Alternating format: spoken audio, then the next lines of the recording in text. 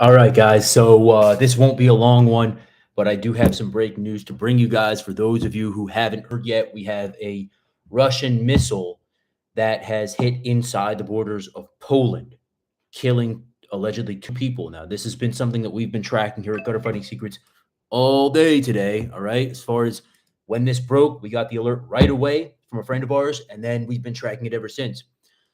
The U.S. Pentagon was saying that they can't corroborate this, but then Latvia's defense ministry has said, yeah, this is a thing. Poland then convened their emergency cabinet.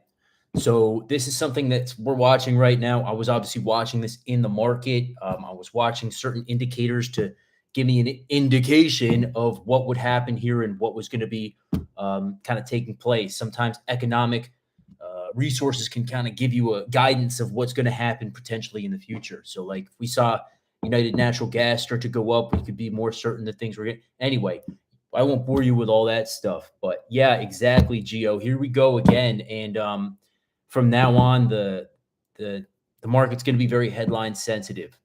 So anyway, enough about the market. Let's kind of discuss the geopolitical ramifications of this. As you guys know, a missile is hit inside Poland's border. Now, from what I can tell, the U.S. is going to try to be very hands off here. They don't want to touch this. Obviously, the Democrats have really done a good job at keeping control of the Senate and many states and everything, and so it's looking good for them. So they don't want to fuck things up. They're going to be very hands off here as much as they can. Um, However, it's going to be interesting to see what NATO wants to do, what Poland wants to do. They can't necessarily just sit back and say, "Oh, it's okay," because they killed two civilians, right? I don't know if these were first responders or just civilians, but two Polish citizens are now dead from a Russian missile strike. So Russia has been launching missiles at Ukraine all day. All right. And I know there's a time difference, but Russia's been launching missiles all day. And one of these missiles was a stray missile and it flew over the border. I mean, okay, it was kind of bound to happen at some point.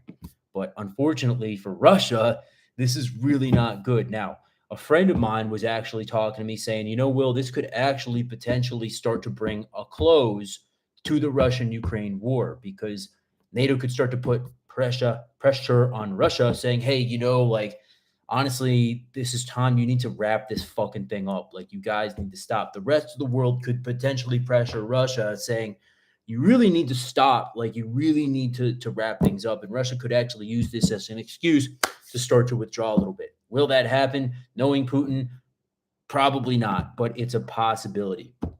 So what does this mean for us here in the US, over in Europe? Not much at this point. We're just going to have to wait and see what happens. I think overnight should be very interesting to see kind of the headlines that start to trickle out. We were on this way before the mainstream news picked it up.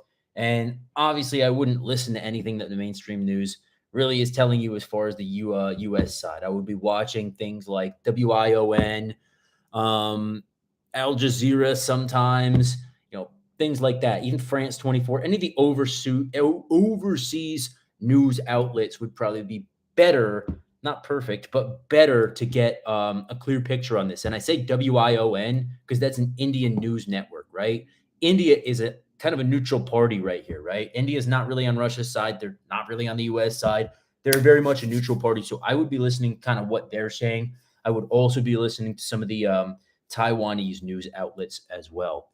So that's where we stand right now, guys. I mean, as far as making preparations here in the States, it's not necessary. I mean, you should always be preparing, but I do, I do think that something will come of this. What? I don't know. For the better, for the worse. Again, I don't know. We're going to have to just wait and see. So stand by on that, guys. The warmongers must be getting goosebumps right now. Well, I was watching the defense stocks today and they started shooting up pretty nice, right? So those types of people are going to be making money on this if it escalates.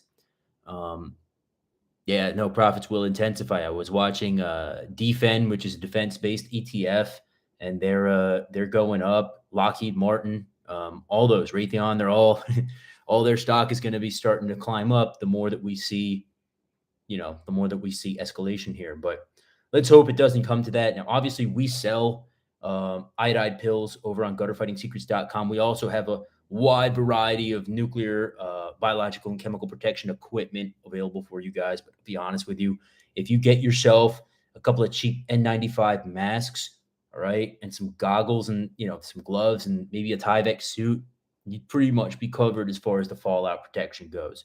And then find yourself some shelter. Obviously, if a nuclear strike happens, we've got way larger problems than just fallout. But protecting yourself from potential fallout if something does happen is always a good idea. But get those iodide pills, whether you get them from us, whether you get them somewhere else, doesn't matter. But we still have very reasonable prices on them, whereas everybody else is gonna fucking price gouge you. But that's it, guys. I'm not going to turn this into a sales pitch. I just wanted to let you know that that's what's going on here. I will be talking with DJ, and as things get spicier out there, we'll probably put something out. I'm going to be very busy over the coming weeks, but we'll try to put out a briefing for you guys, as the situation develops. So hey, remember, guys, until next time, that you are your first and last line of defense. And I will keep you updated as we receive information on this subject. Stay prepared, ladies and gentlemen.